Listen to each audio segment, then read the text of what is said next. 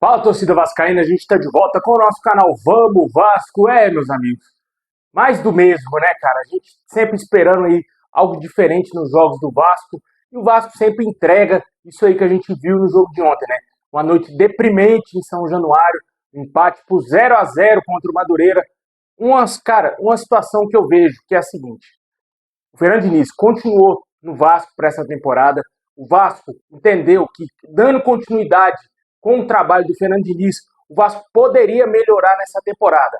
Só que o Vasco errou bastante, cara. Tá nítido, tá tudo errado. Tá muito errado esse planejamento do Vasco, porque é o seguinte: você dá continuidade no trabalho do Fernando Diniz, não tem como você querer exigir resultados dele, porque a continuidade do trabalho dele é a mesma coisa do ano passado. O que ele entregou pra gente no fim do ano passado? Só derrotas. Como que você acha que esse mesmo treinador, com a mesma filosofia, com as mesmas táticas de jogo, com o mesmo pensamento, vai mudar em menos de um mês da final da Copa do Brasil para esse ano de 2026? Vai mudar drasticamente seu pensamento para que o Vasco possa jogar bem. Ele não vai mudar. Ele não vai fazer nada diferente. Se você quer ver o Vasco ganhar jogos, você quer que o Vasco tenha resultados, que o Vasco consiga títulos, você tem que tirar o treinador. Porque o Diniz não é capaz de fazer um Vasco competitivo, um Vasco forte, um Vasco campeão. Isso é fato. Isso é fato. É só assistir os jogos do Vasco, acompanhar o dia após dia do Vasco. Você vê as atitudes do nosso treinador, a teimosia do nosso treinador, coisas mirabolantes, como colocar o Andrés Gomes de lateral esquerdo, entendeu? O jogador que não é da função, totalmente perdido ali no fim do jogo, atuando ali de maneira desesperada como lateral esquerdo. E se esse jogador lesiona? Correndo para trás, correndo errado, tentando dar um bote ali. E se esse cara lesiona e compromete a temporada inteira do jogador? Por causa de um jogo no Campeonato Carioca. Entende? Isso é só um ponto. Isso não é nada comparado a tudo que o Fernando Diniz não vem fazendo no Vasco. Não vem fazendo. Porque ele está com um pensamento totalmente equivocado quanto a muitos jogadores. Muitos jogadores. Ele acha que o jogador é boneco, cara, igual videogame. Vou botar o Roberto Carlos de atacante. Cara, é lateral esquerdo, vou botar de atacante, mas é no videogame. O Diniz acha que de verdade ele pode fazer o mesmo. Ele pode tirar o Andrés Gomes da ponta ou como centroavante, colocar como lateral esquerdo, ele pode colocar o Hugo Moura a hora que ele quiser de zagueiro, ele pode colocar o Barros de zagueiro, entende? Ele faz essas coisas, velho. E isso não dá resultado. Isso não traz benefício algum ao time do Vasco.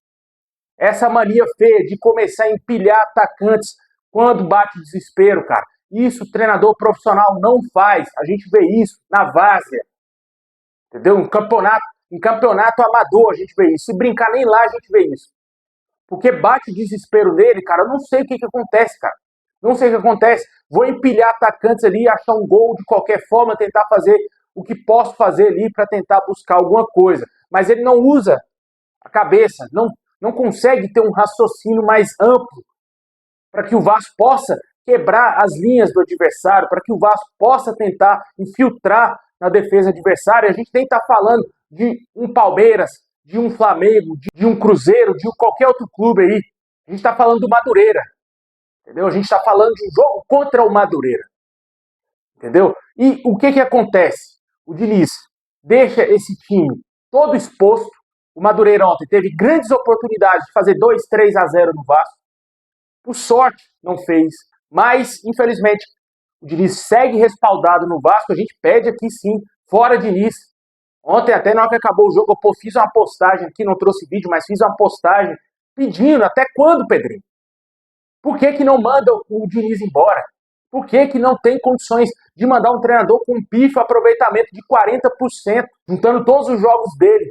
Como técnico do Vasco, o cara perdeu mais do que ganhou. Como que você sustenta um trabalho assim?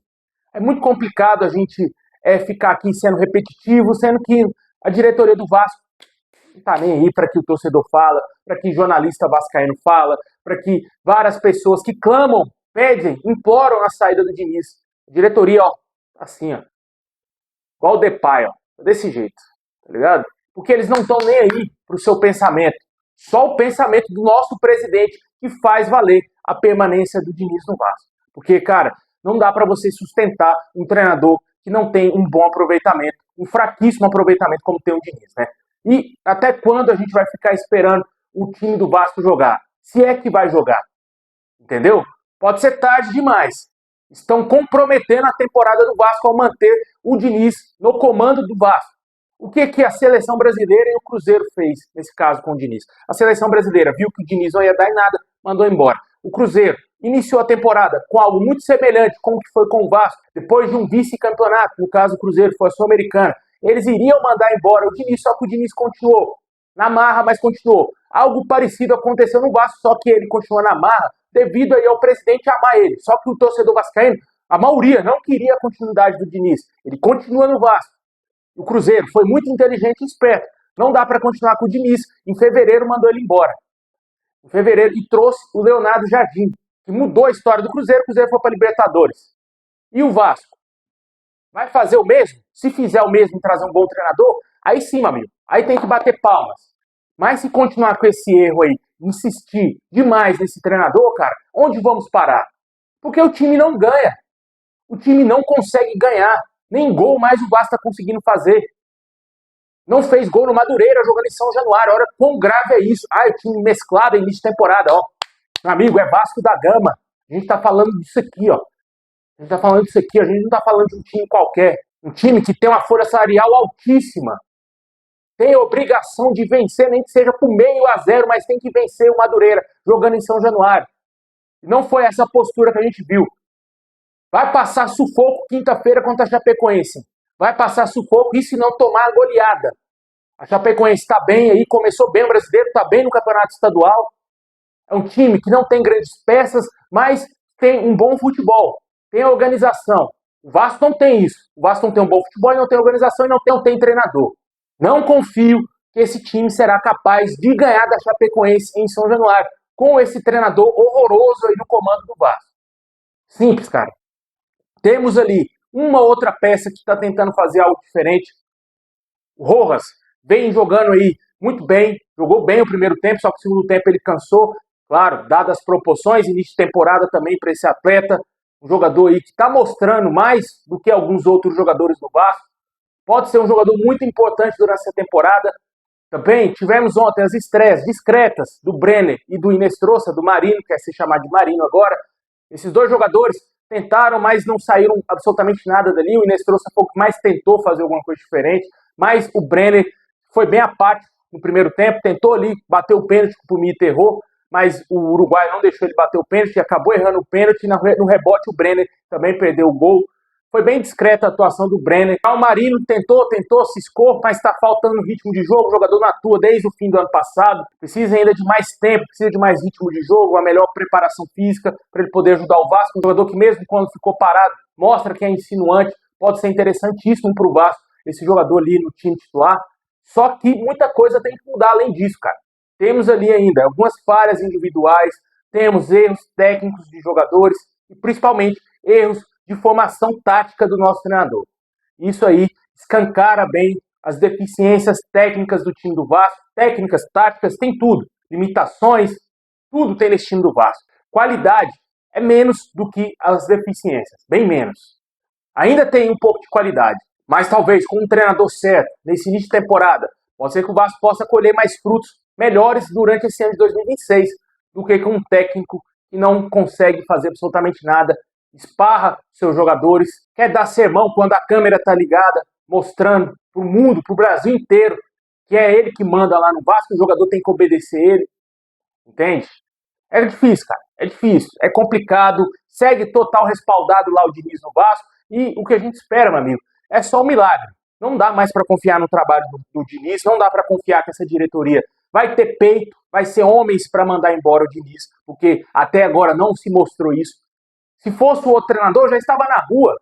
Todo mundo sabe disso. Se fosse qualquer outro treinador, já estava na rua, mano. Entendeu? Já tinha sido demitido. Por que essa insistência com esse técnico que não faz nada? Pega os últimos trabalhos do Diniz, cara, sempre a mesma forma de trabalhar, sempre o mesmo roteiro. Entende? O time não evolui, pelo contrário, joga pior do que quando estava com o outro treinador. O time chega em um dado momento da temporada, se perde totalmente, porque ele acaba com os jogadores nos treinos, ele exige até a alma do jogador durante o jogo.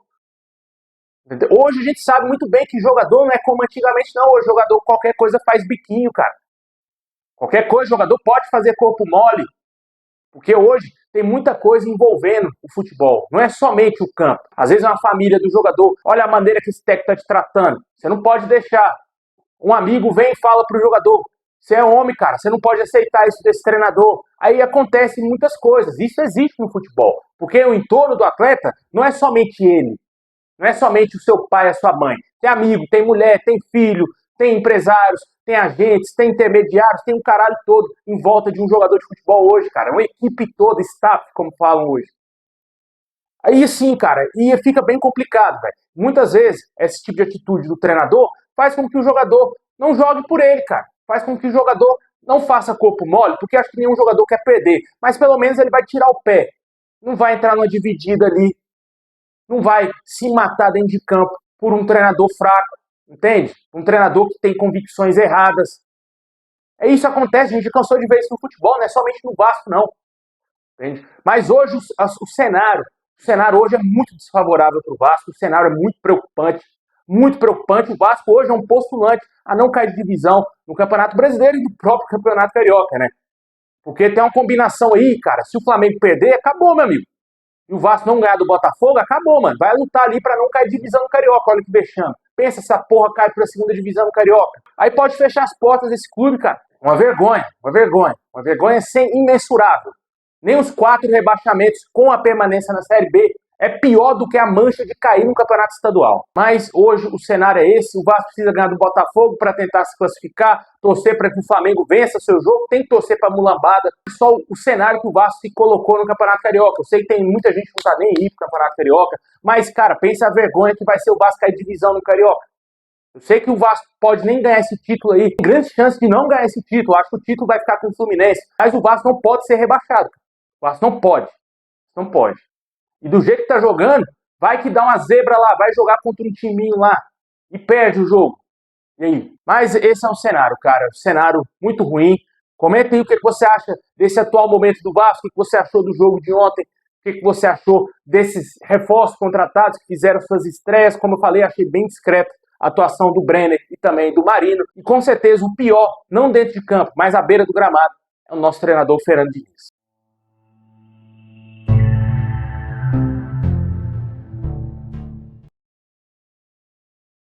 Bom, pessoal, falando agora de reforços, cara, a situação é a seguinte, velho. O Vasco tá fechado com o Cuiabano e encaminhou a contratação do Spinelli. O Vasco já trocou documentos aí com o Independiente Del Valle e deverá oficializar em breve a contratação do atacante argentino. O Vasco pagará cerca de 12 milhões e 600 mil reais pelo atacante de 28 anos, que assinará contrato por 3 temporadas, segundo o canal Atenção Vascaínos. O jogador chega para ser o substituto do Verratti, que deixou o Vasco para o Cerro Porteño. Inclusive, o Verratti ontem fez seu primeiro gol de pênalti lá no Cerro.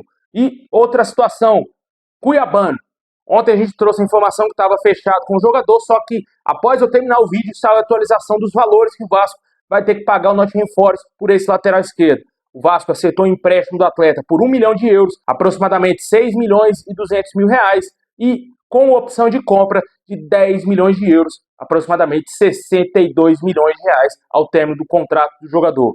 O jogador aguarda ainda alguns detalhes da liberação do Nottingham Forest para viajar ao Rio de Janeiro e assinar contrato com o Vasco e ser nosso novo lateral esquerdo. Já está tudo fechado com esses 2 atletas e o Cuiabano, inclusive, até recusou uma proposta do Cruzeiro. Saiu a informação hoje cedo pelo jornalista André Hernan que esse jogador queria jogar no Vasco, disse para o Cruzeiro que queria continuar na Europa, mas ele já estava fechado com o Vasco. E ele deu total preferência para jogar no nosso time e a gente torce para que ele chegue com um total estágio titular. O Piton não dá mais para jogar como titular do time do Vasco e o Cuiabano chega com uma moral muito grande entre nós, torcedores vascaínos, e principalmente com a diretoria e o nosso horroroso treinador que vai seguir lá no Vasco, né? Vamos torcer para que dê muito certo a chegada do Cuiabano. O Spinelli é um jogador aí que vai chegar para lutar por posição. Se o Brenner jogar dessa maneira que ele jogou ontem, o Spinelli vai comer a grama, vai ser o titular facilmente ali no time titular do Vasco. E espero que esse argentino faça muitos gols com a camisa do Vasco. Um jogador de 28 anos, está vivendo a melhor fase da sua carreira aí como atleta profissional. Como eu falei, acho que foi ontem que eu falei isso aqui no canal, ele chega num momento muito semelhante ao do Verratti, só que uma idade muito abaixo, né? Uma idade ali quase 10 anos a menos do que quando o Verratti chegou ao Vasco, quando o Verratti saiu do Vasco. Um jogador aí que pode ser muito importante, um jogador que tem o cheiro do gol, e a gente torce para que ele seja um dos artilheiros dessa temporada aí com a camisa do Vascão. Tivemos outra atualização quanto ao Sousa, jogador aí que o Vasco tem interesse, segundo a imprensa argentina. De fato, o Racing quer vender o jogador e a multa dele giraria em torno de 12 milhões de dólares. O Vasco claramente não tem esse dinheiro para investir nesse jogador agora, vai ter que tentar talvez o empréstimo com opção de compra, muito parecido com os negócios que o Vasco vem fazendo aí no mercado. Até agora não tivemos outras apurações quanto a esse interesse, possível interesse do Vasco por esse jogador, só que é um jogador que agrada bastante a nós torcedores, cara. É um jogador que pode atuar como volante e atuou muito como zagueiro lá no Racing, um jogador bem polivalente e é um jogador jovem ainda, tem 26 anos, apesar dele ter a aparência de veterano, sendo capitão do Racing, mas é um jogador de 26 anos apenas, chegaria aí sim para ser titular do time do Vasco, um jogador que tem raça, tem muita gana e tem um espírito vencedor e tem liderança, né? Algo que falta muito nesse elenco do Vasco, o Vasco não tem liderança, né?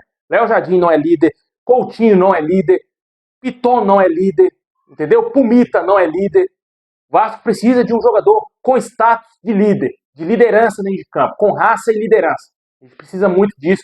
Falta isso também no elenco vascaíno e, claro, precisa também de jogadores com técnica. De acordo com as informações mais apuradas que a gente tem quanto a reforço, não é somente o Cuiabano e o Spinelli que o Vasco vai contratar. Mais nomes deverão chegar.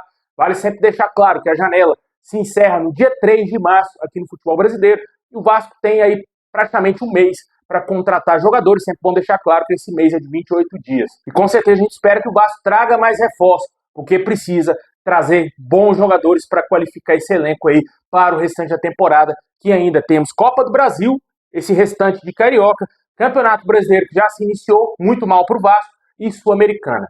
Ainda temos essas 4 competições e o Vasco não tem elenco suficiente para nada, para nenhuma dessas competições, somente para tentar se escapar do rebaixamento. Essa é a minha visão enquanto o Vasco estiver comandado pelo Fernando Diniz.